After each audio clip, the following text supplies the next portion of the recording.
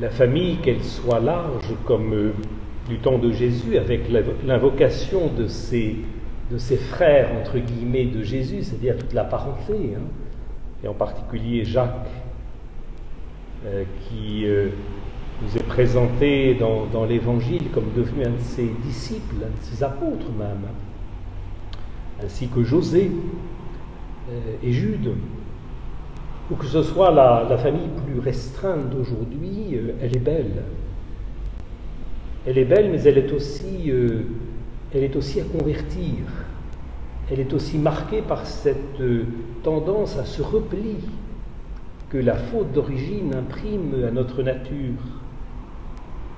Si bien qu'on le perçoit là, la famille de Jésus n'est pas en mesure d'accueillir Jésus et surtout de s'ouvrir à la dimension de son être et de sa mission.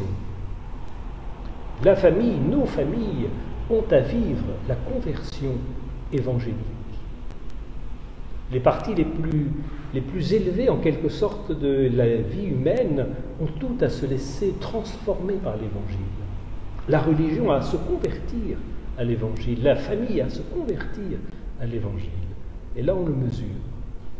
Et faute de cette conversion, il y a comme une paralysie de l'action bienfaisante de Jésus, qui ne peut pas réaliser chez les siens ces miracles. Un prophète ne méprisé que dans sa parenté, repli de la famille, de la parenté sur elle-même.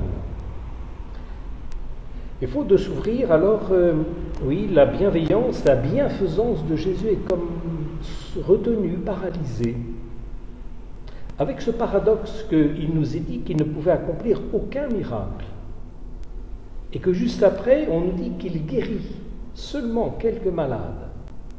Alors, est-ce qu'il ne fait pas de miracle? Ou est-ce qu'il ne guérit pas? Ou s'il arrive à faire les deux, c'est qu'il ne faut pas identifier la guérison au miracle. Ce qui fait miracle dans l'Évangile, ce n'est pas seulement une guérison, c'est que cette guérison, elle est un signe si fort qu'elle transforme le miraculé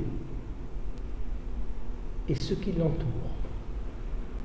Ça veut dire qu'il n'y a pas seulement guérison, il y a conversion, il y a accueil dans la foi de ce qui s'opère.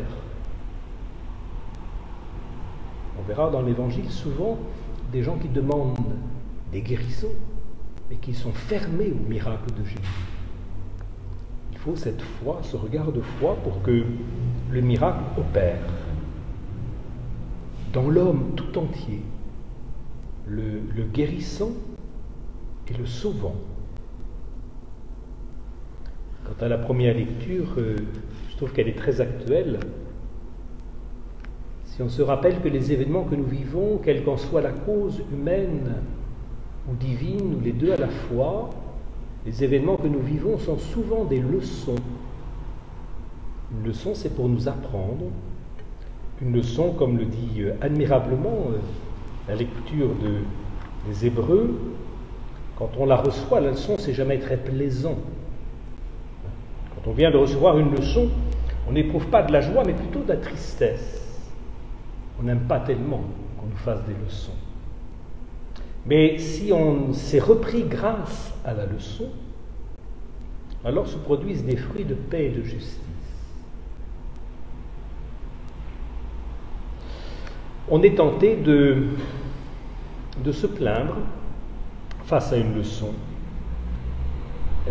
Pousse alors chez nous ces plaintes comme une plante aux fruits amers.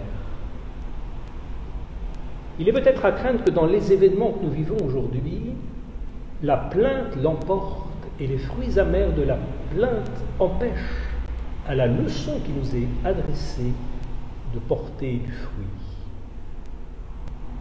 Ce serait vraiment être aveugle de ne pas entendre que dans les événements que nous traversons, inconfortables, soucieux pour beaucoup, il n'y a pas un appel profond, un changement de nos relations humaines, de nos relations entre proches comme entre plus éloignés. La leçon est sans doute difficile à entendre. Et plutôt que de ne générer que de la tristesse, est-ce que s'il y a des fruits de conversion, nous ne pourrions pas aussi tirer de ce que nous vivons aujourd'hui des fruits de paix et de justice? Amen.